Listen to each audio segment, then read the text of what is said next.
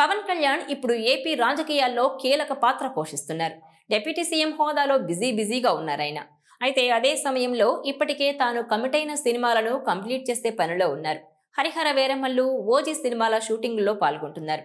అయితే వీరమల్లు మే 9న release కానున్నట్టు makers recent గానే official announcement ఇచ్చారు. క్రిష్ మొదలుపెట్టిన ఈ ప్రాజెక్ట్ ను ఇప్పుడు ఏఎం జ్యోతి కృష్ణ పూర్తి చేస్తున్నారు. ఈ సినిమా కోసం పవన్ ఫ్యాన్స్ ఈగర్ గా వెయిట్ చేస్తున్నారు. మరోవైపు సుజిత్ దర్శకత్వంలో వస్తున్న ఓజీ సినిమా కూడా టీజర్ తోనే నెక్స్ట్ లెవెల్ హైప్ ను క్రియేట్ చేయగలిగింది. టీజర్ చూశాక పవన్ ఫ్యాన్స్ ఎప్పుడెప్పుడు ఓజీ చూస్తామని తెగ వెయిట్ చేస్తున్నారు. కానీ పవన్ రాజకీయాలతో బిజీగా ఉండడం వల్ల షూటింగ్లకు హాజరు కాలేకపోవడంతో వీరమల్లు, ఓజీ లేట్ అవుతూ వచ్చాయి. పవన్ వీరమల్లు మూవీకి ఏప్రిల్లో, ఓజీకి మే, జూన్ నెలలో డేట్స్ ఇస్తాడని తెలుస్తోంది.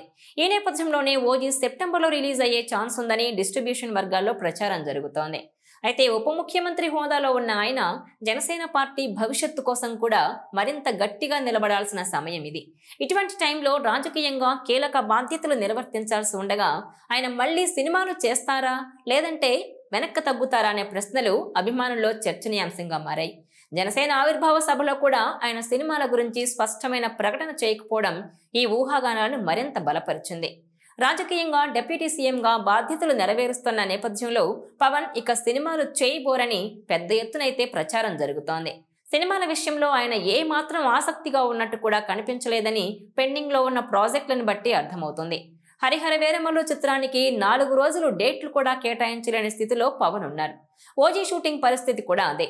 ఈ 2 సినిమాలు ఇప్పటికే రిలీజ్ అవ్వాలని, కానీ ఎప్పుడు రిలీజ్ అవుతాయో కూడా చెప్పలేని పరిస్థితి నెలకొందని అంటున్నారు. ఇక మిగతా సినిమాల పరిస్థితి గురించి అసలు చెప్పనవసరమే లేదంటున్నారు. ఈ నేపథ్యంలో పవన్ తన వారసుడు అకీరానందన్ ని వెంటబెట్టుకుని పలు ప్రాంతాలకు వెళ్లడం కూడా ఇప్పుడు ఆసక్తికరంగా మారింది. ఫిల్మ్ ఇండస్ట్రీలో తాను లేకపోయినా అకీరాను టాలీవుడ్ కు తీసుకొచ్చి తన అభిమానులను మెప్పించాల్సిన బాధ్యత తనకు అప్పగించే అవకాశాలున్నాయని ఇప్పటికే ప్రచారంలో ఉంది. ఈ నేపథ్యంలో తాజాగా అకీరానందన్ విషయంలో ఓ ఇంట్రెస్టింగ్ విషయం లీక్ అయింది. అకీరానందన్ ఎంట్రీ ఉస్తాద్ భగత్ సింగ్ తో జరుగుతుందనే వార్త బయటకొచ్చింది. ఇటీవలే పవన్ హరీష్ శంకర్ ను పిలిచి అకీరా గురించి వివరించినట్టు సన్నిహితుల నుంచి లీక్ అయింది. తాను నటించాల్సిన చిత్రంలో అకీరా నటిస్తే ఎలా ఉంటుందో ఆలోచించమని హరీష్ కి పీకే సలహా ఇచ్చారట.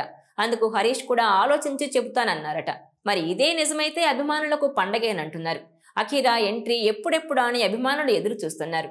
ఇప్పటికే అకీరా హైట్, బాడీ లాంగ్వేజ్ చూసి పక్కా హీరో మెటీరియల్ అంటూ ఫ్యాన్స్ సందడి చేస్తున్నారు. తండ్రి ఇమేజ్ తో అకీరా ఎంట్రీ ఇస్తే పెద్ద హీరో అవుతాడని అభిమానులు బలంగా నమ్ముతున్నారు. చూడాలి మరి ఉస్తాద్ భగత్ సింగ్ తో అకీరా టాలీవుడ్ ఎంట్రీ ఇస్తాడేమో చూడాలి.